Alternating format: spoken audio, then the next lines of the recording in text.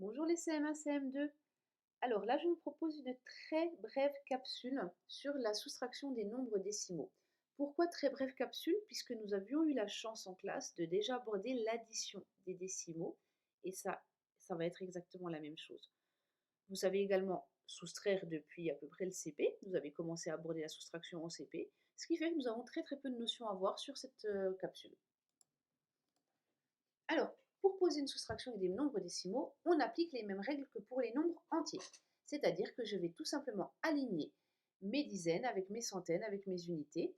Et là, la nouveauté, c'est que je vais aligner ma virgule et les chiffres qui vont aller derrière cette virgule, à savoir les dixièmes et les centièmes. Et après, je fais ma soustraction normalement. Vous voyez ici 0 moins 7, donc je ne peux pas, donc je rajoute une dizaine et une unité. 10 moins 7 égale 3. 3 moins 3 égale 0, virgule, virgule, virgule. 8 moins 6, 2. Là, 0 moins 4, je ne peux pas, ça donne donc 10. Et je mets l'unité ici. 10 moins 4, 6. 4 moins 1, 3. 362,03.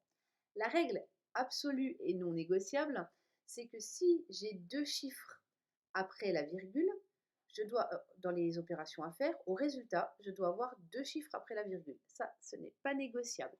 Donc, soit vous placez votre virgule directement, soit vraiment quand vous arrivez ici, que vous devez passer à l'autre, vous voyez votre virgule, vous la mettez tout de suite. Vous n'attendez pas de finir votre opération pour la mettre. Alors, dans la leçon, on vous dit également qu'on peut compléter les parties décimales avec des zéros. Donc, 408,3 peut s'écrire 408,30. Quand ils sont à la fin, placés après la virgule, ils n'ont pas d'importance. Ils vous aident juste ici à avoir le zéro pour faire votre calcul, pour ne pas avoir rien. Vous pouvez le faire aussi, ça ne me dérange pas. Si ça vous aide, vous mettez le zéro. Alors, il vous parle également d'ordre de grandeur. En effet, comme vous débutez avec la soustraction de décimaux, dans un premier temps, ça va être compliqué de vous repérer dans le résultat. Donc, vous allez essayer de regarder à quoi pourrait correspondre votre résultat. Donc là, je me dis 45,63 moins 29,75, j'ai trouvé 0,1. Est-ce plausible? Clairement pas. Pourquoi? 45,63, il est compris entre 45 et 46. 29,75, il est compris entre 29 et 30. On est d'accord? Puisque là, j'ai ma partie entière, 29, donc j'ai rajouté quelque chose pour aller à 30. Donc je vais prendre mes deux entiers supérieurs, 46 moins 30, ça fait 16. Donc mon résultat devra s'approcher de 16. Je vous propose qu'on le résolve ensemble pour voir si c'est le cas. Alors, bon, il y a un petit 1 qui apparaît ici, c'est une retenue, on la verra plus tard, c'est pas grave.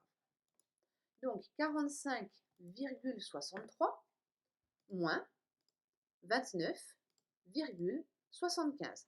J'ai fait très attention d'aligner le plus possible mes chiffres. Donc, mes dizaines avec mes dizaines, mes unités avec mes unités, ma virgule avec ma virgule, mes dixièmes ensemble et mes centièmes ensemble. Et je commence. 3 moins 5, impossible. Je vais donc mettre une dizaine ici et une unité là. Ce qui me donne 13 moins 5 égale 8. Je continue. 6 moins 7 plus 1, 8. Je ne peux pas.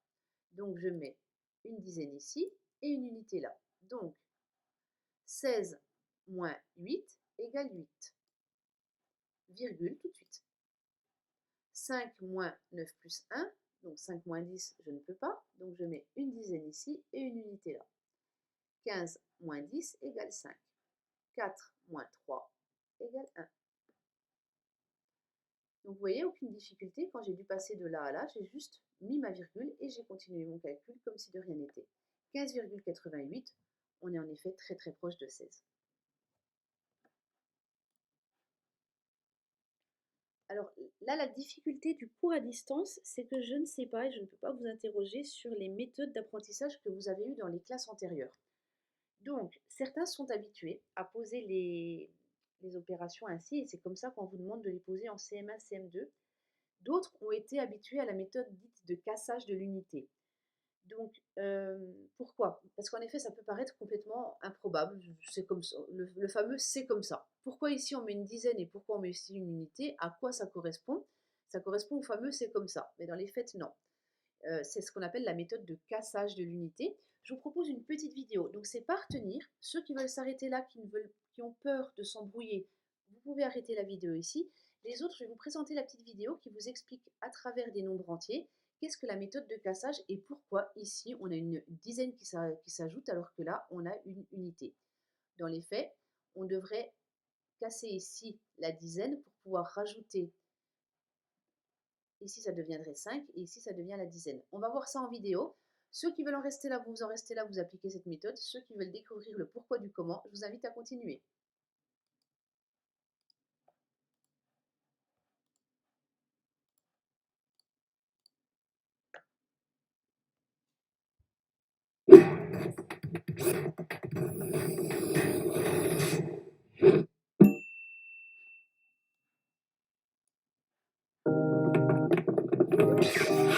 Les aventures de Captain Matt et Supermatic. Aujourd'hui, le pont du ruisseau Quaille. Depuis de nombreuses années, Papy Oula essaie de relever un défi impossible. C'est une obsession.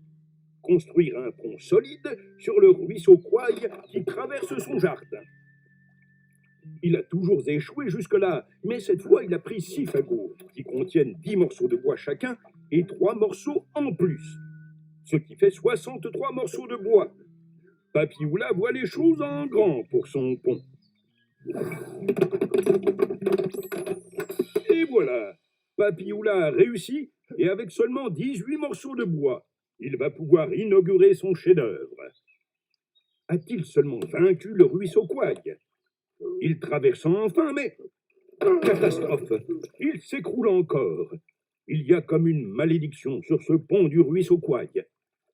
Et il vient de perdre 18 morceaux de bois sur les 63 qu'il avait au départ. Mais Papy Oula ne renonce jamais. Seulement, de combien de morceaux de bois peut-il encore disposer pour faire un pont plus solide? Pour le savoir, il va falloir faire la soustraction 63 moins 18.